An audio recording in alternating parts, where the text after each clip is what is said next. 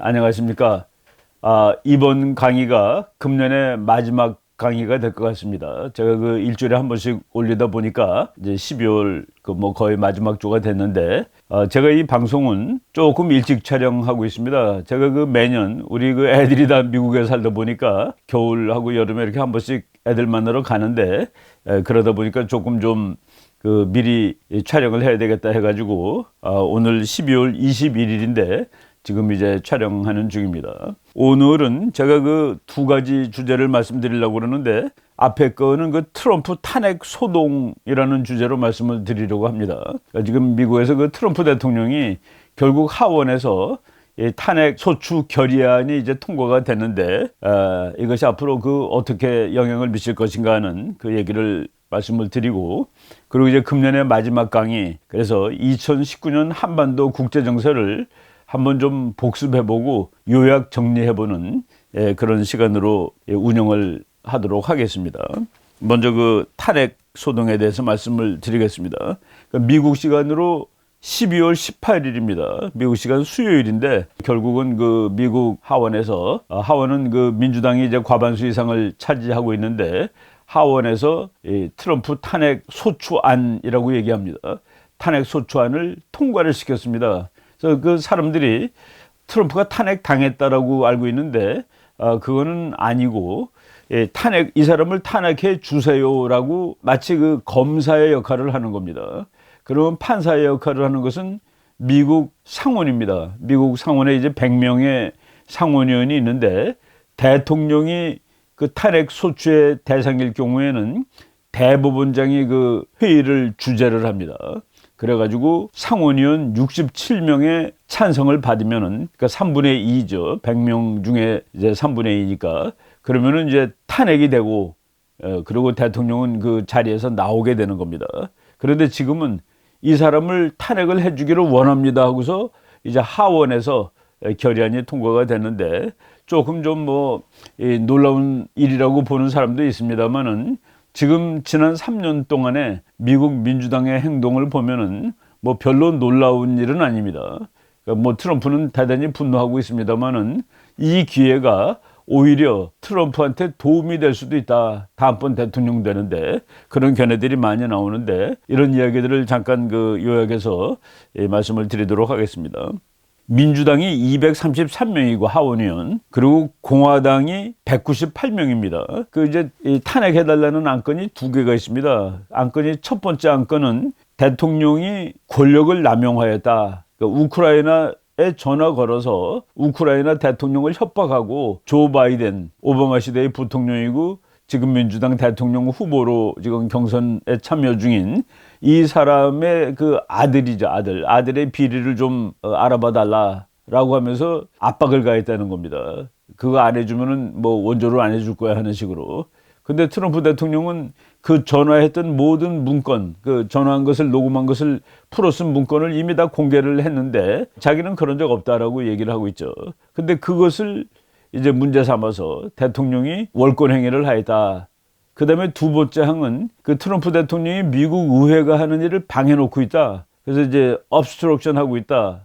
그 두 가지로 1항, 2항인데, 그 두 항에 대해서 1항은 민주당 의원 233명 중에서 230명이 찬성을 했고, 반대도 3명이 있더라고요. 그리고 2항에 대해서는 민주당이 229명이 찬성을 했고, 반대가 4명, 그리고 공화당은 198명 전원 반대했습니다. 공화당은 단 한 명도 반발표가 안 나온 거예요. 100% 트럼프를 지지한 거나 마찬가지입니다. 그래서 과반수 이상이면 되니까, 그리고 또 민주당이 하원의 과반수 이상을 차지했기 때문에 결국은 탄핵 소추안이 가결이 되었다라고 얘기를 하는 겁니다.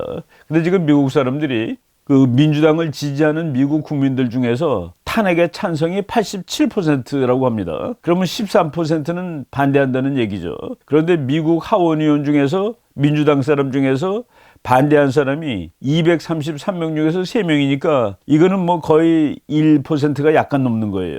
그래서 민주당 지지자들의 의견들 반영하지 않는 거죠. 오히려 훨씬 더 높은 비율로 탄핵을 이제 가결을 한 겁니다. 근데 이 일은 미국 역사상 세 번째인데 1860년대에 링컨 대통령 후에 존슨 대통령이라는 사람이 있었는데 그 사람이 처음으로 탄핵 소추를 받았고, 그리고 최근에 와서는 클린턴 대통령이 탄핵 소추를 받았고, 그리고 이번에 트럼프 대통령이 세 번째다. 그러니까 뭐 기분은 대단히 씁쓸하겠는데 그 내용이 트럼프 대통령의 경우에는 트럼프 대통령이 무엇을 잘못했다라기보다도 민주당이 트럼프 대통령을 너무나 싫어한다라는 측면이 이제 강하게 작동된 것이라고 볼 수가 있습니다.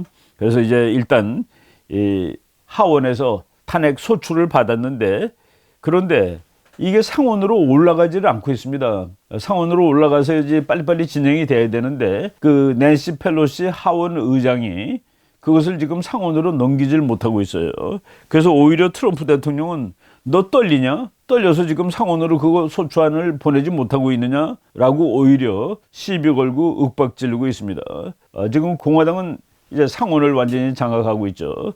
지금 53명의 공화당원이 있는데 이 사람들이 똘똘 뭉치면은 뭐 그냥 끝나는 겁니다. 즉각 부결이 돼버리는 것이죠. 그래서 심지어는 이 탄핵 소추안이 가결되기 전에 그 미국 공화당 상원의원들 한 50명이 이것이 상원으로 올라오자마자 즉각 다 없는 걸 해버리겠다라고 얘기까지 하고 있고, 그리고 거기 법사위원장이 린지 그레함인데, 린지 그레함은 뭐 저희들이 아주 자주 인용하는 사람입니다. 이 사람은 북핵 문제에 대해서도 대단한 전문가가 되죠. 그 사람은 또 미국 공군 대령 출신으로 군사적인 문제에 대해서 트럼프랑 그 상의하고 트럼프가 그 이제 어드바이스를 구하는 그런 사람인데, 이 사람이 그 올라오면은 이거 뭐 완전히 잘못된 것이기 때문에 즉각 부결을 시키겠다라고 얘기를 하고 있습니다. 바로 그래서 그런지 이 상원으로 지금 올라가지 않고 있습니다. 소추는 됐는데 그러면 재판소에 가야 되는데 재판소 가지 않고 검사가 그냥 들고만 있다라는 그 얘기죠. 여러분이 그 사진 하나 볼 텐데, 트럼프 트위터에서 제가 이제 인용한 사진입니다. 미국 민주당 하원의원 중에 한 사람이 이름이 그 제프 벤 드루라는 사람인데, 이 사람은 이 탄핵이 말이 안 된다. 그래가지고 요번에 아예 당적을 바꿔버렸습니다. 난 민주당 그만하고 공화당 하겠다고 해가지고, 그래서 이제 백악관에 가서 그 트럼프 대통령하고 악수하는 그 사진이 CBS에서 나온 거를 트럼프 대통령이 자기 트위터에다가 다시 올려놓은 그 사진입니다.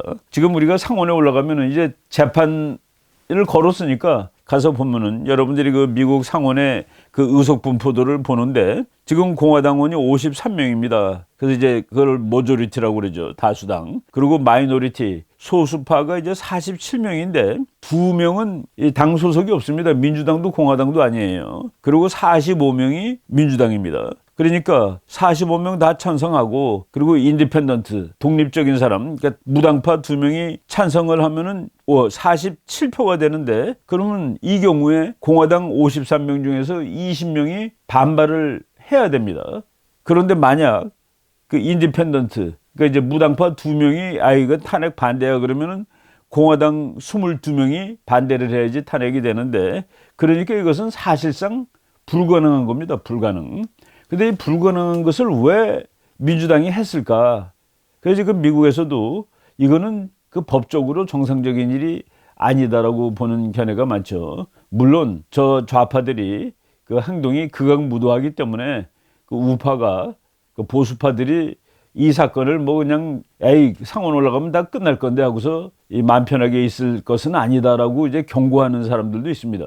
그럼에도 불구하고 지금 공화당의 지지율, 공화당에서 트럼프 대통령이 받는 지지율은 어느 대통령보다도 높다고 우리가 뭐 여러 차례 말씀을 드린 적이 있었는데, 12월 18일 날 하원에서 198명 전원이 반대하였다는 거 100%로, 그것을 봤을 때 상원에서도 뭐 그와 같은 결과가 나올 것이다라고 보는 것이 이제 합리적인 설명이 될 겁니다. 그래서 이것은 뭐 탄핵은 될 가능성이 거의 없죠. 그런데 이 상황에서 이건 제가 이제 폭스뉴스에서 본 겁니다. 폭스뉴스에서 본 건데, 지금 미국 공화당은 이것을 계기로 해가지고 대통령 선거 및 다음번 상원 하원의원 선거를 다 이기겠다라는 그런 계획을 세우는데, 이게 어떤 전략가가 이제 얘기한 겁니다. 지금 민주당이 너무나 극좌로 가고 있습니다. 뭐 미국의 극좌가 이제 뭐 공산주의자라고까지 얘기하기는 어렵습니다만은 그 사람들이 이제 문화적으로 극좌죠. 그러니까 문화하고 도덕에는 규제가 있습니다. 그렇죠? 그 도덕은 뭐를 하면 안 된다. 뭐를 하면 그건 비인간적인 것이다. 뭐 이런 것들이 있는데, 그럼 문화도 그렇고 이런 도덕과 문화에 있는 모든 규제를 다 철폐하기를 원하는 사람을 지금 미국에서는 극좌라고 그럽니다. 그러니까 그 사람들은 남자와 여자의 구분까지도 철폐해야 된다라고 주장을 하는 것이죠.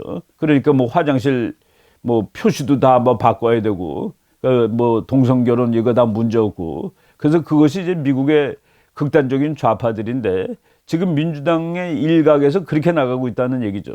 그래서 많은 보통 민주당원들이 이거 좀 너무한 거 아니야.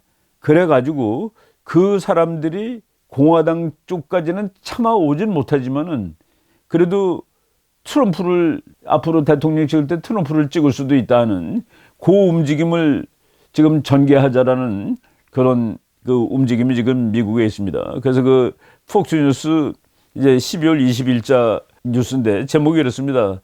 트럼프 캠페인, 트럼프 이제 선거팀이죠. Launches Democrats for Trump, seeking disaffected liberals. 즉 불만스러운 리버럴 좌파들이 차라리 트럼프를 찍도록 하는 거. 그러니까 Democrats for Trump. 이 지금 운동을 하기 시작한다는 거예요. 지금 이게 좀 탄핵 소추한 과정이 조금 극단적이다라는 그런 의미죠. 이런 일이 레이간 대통령 때도 있었습니다. 그래서 민주당 사람들이 상당 부분 레이간을 찍었는데 그 사람들을 그냥 뭐 미국 정치학 공부하는 사람들이, 미국 정치 공부하는 사람들이 레이간 데모크라시라고 그럽니다. 민주당인데 레이간을 지지한 사람이다. 그래서 그거 비슷하게 데모크라트 포 트럼프 뭐 이런 이 무브먼트를 지금 하고 있고, 미국 민주당이 조금 좀 사회주의 지향적이고 그것도 좀 레디칼하다, 그러니까 급진적이다라는 말을 들을 정도로 가고 있는데 거기에 대해서 지금 반대하는 민주당원들이 있습니다. 지금 미국 정치를 보면은 옛날에 미국 정당론 책을 읽어보면은 무슨 말이 나오냐면은 미국의 공화당과 민주당은 라벨만 다른 빈병이다라고 돼 있습니다. 이 빈병에는 민주당이라고 써 있고 이 빈병에는 공화당이라고 써 있는 거예요. 똑같다는 소리죠, 그러니까. 그래서 옛날에는 민주당은 여기 있고 공화당은 여기 있다 그러면은 뭐 이렇게 봉우리를 두 개 그리면은 겹치는 부분이 무지하게 많았습니다. 근데 지금은 민주당은 이쪽으로 더 가고 공화당은 이쪽으로 더 가서 겹치는 부분이 없다는 거예요. 그러니까 싸움이 더 치열해지고, 그런데 과거에 민주당 측에서 약간 보수적인 성향을 가진 사람들이 민주당이 더 가는 데 대해서 지금 반발하고 있다라는 그런 얘기가 나오는 겁니다. 그리고 이제 톰 델 베카로라는 이 사람도 이제 하나의 전략가 비슷한 사람인데, 이 사람도 트럼프가 이런 탄핵을 받으면서 이것을 모멘텀으로 사용할 수 있겠다. Trump has impeachment momentum. Here's how he can seize it and win big. 그러니까 이 사람은 정치라는 것은 하나의 모멘텀이라고 봅니다. 우리나라에서는 정치가 모멘텀이라는 말은 정치는 바람이다. 한번 바람 불면 그냥 확 쓸려가는 것이죠. 정치는 모멘텀이다라고 얘기할 수 있는데, 정치는 모멘텀인데 이 탄핵이라는 것을 모멘텀으로 사용할 수 있지 않겠냐. 지금 민주당이 자기 스스로 참을 수가 없었던 거예요. couldn't help themselves. 이건 뭐 어쩔 수 없지. 그래서 탄핵을 소출했는데 이것은 어떤 트럼프가 잘못했다기보다도 purely partisan affair. 정말 당파적인 일이다. 민주당 공화당이 이제 싸우는 당파적인 일인데, 그런데 이거를 하는 과정에 트럼프 지지도가 계속 오르고 있다는 사실이 이제 여론조사에서 감지가 되는 겁니다. 그리고 트럼프를 탄핵하겠다는 것은 트럼프가 대통령 취임하는 날부터 있었던 일입니다. 그래서 지난 2년 동안은 뭐였습니까? 지난 2년 동안에 트럼프를 탄핵하겠다는 것은 트럼프가 대통령 선거하면서 러시아와 음모를 했다라고 쭉 2년 동안 그 얘기하다가 멀러 리포트라는 거가 나오면서 그 얘기가 쑥 들어가고, 그 다음에는 우크라이나한테 전화 간 것이 문제다. 그러니까 이거는 뭐 무조건 트럼프는 탄핵해야 된다로 나가고 있었던 것이죠. 그래서 트럼프는 데이 원, 첫날부터 이제 민주당이 탄핵을 하려고 했었고, 지금 그것이 이제 이루어졌는데, 글을 쓴 폭스뉴스에 그 기고를 한 톰 델 베카로라는 사람은 그 자신이 그 미국 공화당 당원이고 그리고 이제 선거에 직접 이제 개입을 하는 사람인데 그 책도 썼습니다. The Divided Era라는 책을 썼는데 미국 정치가 분열되고 있는 것을 어떻게 이제 그 분열을 치유할 것인가라는 책을 썼는데 저 책은 아주 심플한 논리를 주장하고 있습니다. 왜 정치가 이렇게 치열해졌느냐면은 정치가 너무 커진 거예요. 정치가 너무 커졌다는 것은 예를 들어서 정부가 모든 것을 다 하니까 그 정부가 아주 커지면은 정부가 하는 일이 너무 많죠. 정부가 하는 일이 너무 많으니까 국민들이 전부 다 정치에 정신이 없는 겁니다. 잘못하면은 피해를 입고 잘하면 덕을 보고 그래서 정치가 너무 커졌기 때문에 이렇게 갈등도 커지게 된 것이다. 그러니까 정부가 하는 일을 대폭 줄여라. 그리고 보통 것을 시민사회에다 맡겨두면은 그러면 이렇게 그 정당의 갈등이 이렇게 노골적으로 갈라지고 국가가 쪼개지고 그런 일은 없을 것이다. 아주 자유주의적인 처방이죠. 자유주의자들은 작은 정부입니다. 작은 정부, 큰 시장. 그래서 뭐 우리가 상식적으로 한번 생각을 해보십시다.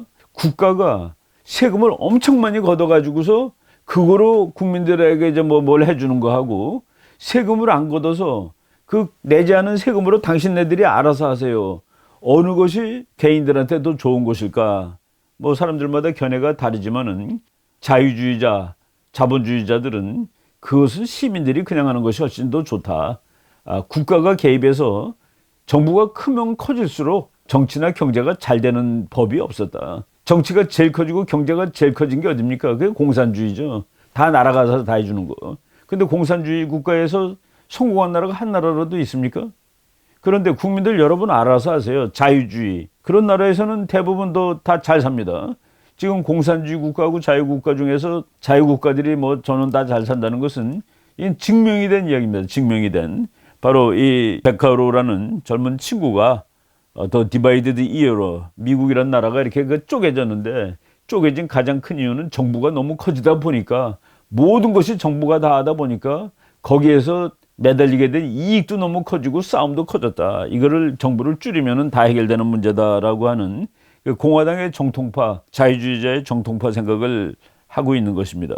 바로 이제 이런 식으로 이 모멘텀을 활용해서 이 사람은 이제 얘기하기를 그 트럼프 대통령이 미국 국민 전체가 좋아하는 그런 아젠다를 개발하고 그것을 던지고 그것을 밀고 나가면은 그러면 다음번 선거에도 대성공을 할 수 있고 그럴 가능성이 지금 많이 보인다라는 그런 처방을 내리고 있습니다. 여러분이 최근에 나온 12월 17일 날이니까 트럼프가 탄핵당하기 전날 나온 그 여론조사 결과인데 여론조사 결과를 보니까 트럼프가 민주당 어느 후보랑 붙어도 이기는 거로 나옵니다. 조 바이든이 그래도 제일 높이 나오는데 트럼프하고 조 바이든이 44대 41로 트럼프가 우세하고 그리고 버니 샌더스한테도 39대 44, 엘리자베스 워런한테도 37대 45. 그래서 지금 그 앞에서 잘 나가는 민주당에 지금 현재 한 1, 2, 3, 4 이렇게 4명을 친다면은 바이든, 샌더스, 워런, 블룸버그인데 그 사람들 전부 널널하게 앞서는 그런 결과가 나오는데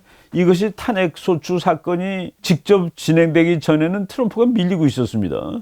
그런데 탄핵소추가 진행되면서 점점 트럼프 지지자가 올라간다라는 그런 그 현상을 보이고 있는 것이죠. 여러분들이 지금 꺾은 그림표를 하나 보실 텐데 이게 이제 미국의 이 세 주를 이기면은 그 사람이 대통령이 되는 겁니다. 미시간, 펜실베니아, 위스콘신. 그 위스콘신 같은 데는 말이죠. 이거는 지난 수십 년 동안 단 한 번도 공화당을 지지한 적이 없어가지고 지난 2016년 그 선거할 때는 힐러리 클린턴이 위스콘신을 한 번도 안 갔습니다. 왜? 그건 지 거니까 갈 필요가 없는 것이죠. 그 정도로 그 위스콘신에서는 민주당을 뽑고 그 미시간주는 자동차 산업이 있는 데고 노조가 강한 곳이고 그러니까 당연히 민주당이죠. 펜실베니아도 마찬가지고 철강 산업, 뭐 석탄 산업 이러니까. 그런데 이 세 개주가 과거에는 미국의 그 스틸 벨트라고 했습니다. 강철 벨트. 그 강철 벨트가 그 세계화 시대 때 공장들이 다 중국으로 옮겨가면서 그냥 공장들이 그 전부 다 녹이 뚝뚝 떨어지는 거예요. 쇳덩어리에서. 그래서 로스트 벨트로 이제 이름이 바뀌었다가, 그래서 그 로스트 벨트에 있는 민주당 지지자들, 노동자들이 트럼프 대통령을 다 뽑은 것이죠. 그런데 금년에도 보니까 3월 달에 그 로스트벨트 세 곳의 그 미시간주, 펜실베니아주, 위스콘신주가 전부 바이든을 더 지지를 했습니다. 그러다가 민주당 지지율이 쭉쭉 내려가는 거예요. 그래갖고 탄핵 절차가 정말 본격적으로 시작된 9월부터는 그 세 주 전부 다 바이든보다는 트럼프를 지지하는 것으로 여론이 확 바뀌었다. 그래서 그러면 민주당은 지금 뭐 한 거냐 이거예요. 다음번 대통령을 자기네들이 이기려고 한 것인데, 이거는 오히려 이 행동이 자기네 잘 나가던 후보들을, 인기가 더 좋은 후보들을 인기가 떨어지게 만든 이런, 그래서 지금 트럼프가 그 말을 했죠. 정치적으로 너네들은 자살한 거야. 폴리티컬 수사이드 한 거야. 그 우리나라 어떤 그 유튜브 하시는 분이 뭐 박성현 선생의 그 유튜브 요 강의 제목을 민주당의 자살이라고 붙였더라고요. 이런 측면에서 봤을 때 그 설명은 상당히 그 설득력이 있는 설명이라고 볼 수가 있겠습니다. 그래서 그 미국의 이제 대통령들이 뭐 민주당 대통령이고 공화당 대통령이고 간에 국민들 전체가 좋아할 수 있는 그런 그 어떤 아젠다를 제시하고 국민들을 다 끌어갈 수가 있습니다. 그래서 그런 대표적인 대통령으로 케네디 대통령하고 레이건 대통령이 있죠. 그러다 보니까 케네디 대통령은 미국 민주당의 아이콘입니다. 모든 민주당 후보들은 자기는 케네디가 되겠다라고 이제 케네디하고 자기를 일체화시키려고 노력을 하죠. 미국 공화당 후보들은 나는 레이건이 되겠다. 지금 트럼프 대통령이 레이건의 구호를 거의 그대로 쓰고 또 레이건다운 그런 그 행동을 하는 것이 이제 거기서 보여주는데, 케네디하고 레이건이 성공한 대통령이 된 것은 공화당 민주당을 넘어서는 그런 아젠다를 제시하는 데 성공했고 국민들을 이제 끌고 가는 데 성공을 했다라는 그런 얘기를 이제 베카로라는 그 전략가가 이 아이디어로 제시를 하고 있는 겁니다. 정치는 모멘텀이다라는 말이 참 그 미국에서도 우리랑 마찬가지구나. Politics is often about momentum. 어떤 그 모멘텀을 잡으면 되는 것이죠. 그 우리나라에서는 바람을 타면 되는 건데 지금 트럼프가 바로 그 모멘텀을 잡을 수 있는 시점이 되었다. Now is the time for President Trump to seize it with positivity. 그러니까 아주 그 긍정적으로 이 모멘텀을 잡을 수 있다라고 말을 하고 있습니다. 그래서 그 탄핵 과정은 뭐 만에 하나 우리가 그 인간의 삶을 100% 정확하게 예측할 수는 없지만은 우리가 정상적인 그 과정이라든가 제도 이런 것을 봤을 때 뭐 탄핵은 뭐 없는 거죠. 제가 한번 그런 강의도 한 적이 있었습니다. 정말 탄핵이 된다 치자 그러면 누가 대통령 됩니까? 펜스가 부통령인데 펜스가 대통령이 되죠. 펜스는 더 보수적이고 더 공격적이고 더 원칙주의고 원리주의자고 또 기독교도구라고 얘기한 적이 있었습니다. 그리고 이제 미국 대통령 선거도 그렇고 어느 나라든지 이제 우리나라 같은 경우에는 이제 국가 안보가 상당히 중요한데 미국은 외교 정책보다는 국내 정책이 훨씬 더 그 대통령 선거에 큰 영향을 미칩니다. 경제가 훨씬 더 중요해요. 그런데 트럼프는 경제는 뭐 정말 그 잘 하고 있는 대통령으로 미국 사람들이 보고 있는 것이죠. 뭐 직업 숫자가 계속 한 달에 몇십만 개씩 늘어납니다. 지난 11월 달에 미국 직업이 26만 6천 개가 늘어났다는 겁니다. 그건 뭐 대단한 것이죠. 그 기대했던 것보다도 44%가 높은 수치다. 제가 그 미국에 계시는 그 저 선배님이 한번 또 그 저한테 그 카톡을 보내왔는데 작년에도 크리스마스 때 그 쇼핑몰에 자동차 세울 데가 없었는데 금년에 미국의 그 추석 땡스기빙 그 11월 네 번째 목요일이죠. 그때도 뭐 도대체 그 LA에 있는 그 쇼핑몰에 도무지 차를 갖다 댈 수 없을 정도로 그 번잡하였다. 이게 이제 그 소비가 많이 늘었다는 얘기죠. 그리고 지금 미국의 대표적인 러스트벨트가 펜실베니아라고 방금 얘기했는데 펜실베니아에서도 트럼프 대통령이 된 다음에 15만 7,800개의 직업이 늘었다. 미국의 그 한 주는 인구가 수백만 정도밖에 안 됩니다. 그 1000만 넘어가는 줄 몇 개 안 되는데 15만 7,800개라는 거는 엄청나게 이 많은 숫자가 될 수가 있죠. 트럼프 그 트윗에 이제 뭐 계속 그 얘기들이 나오는데 그 요번에 하원에서 법사위원장이 이름이 쉬프입니다. 쉬프. 그래갖고 불쉬프라고 했는데 불쉿이라는 그 미국의 상소리가 있죠. 그 욕하는 소리.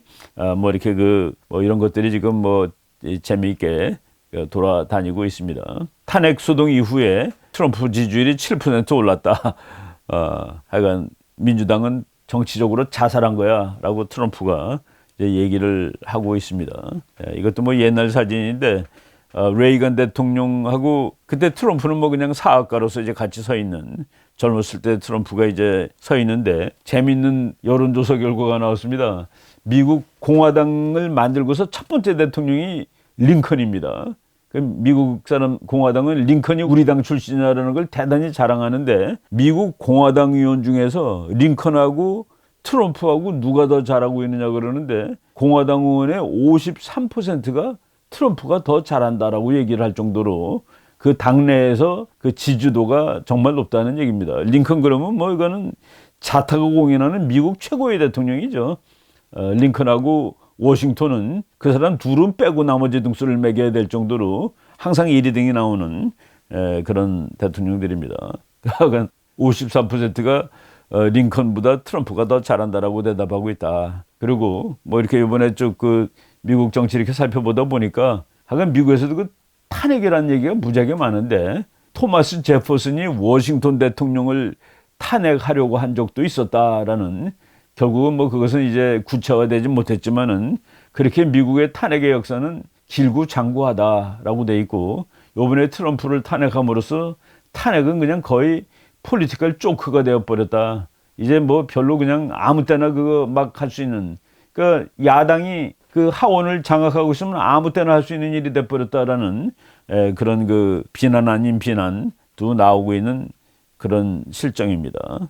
그래서 여러분들 뭐 우리가 그 여러 번 얘기했습니다만은 그 하나의 법적인 과정입니다. 그래서 이 탄핵이 지금 그 하원에서 소추안이 가결되었고 그것이 아직 그 상원으로 올라가지 않았는데 왜 상원으로 빨리 못 올리느냐라고 할 정도로 이 안건이 상원 가면 부결될 것이 거의 확실하다라고 말씀을 드리겠습니다.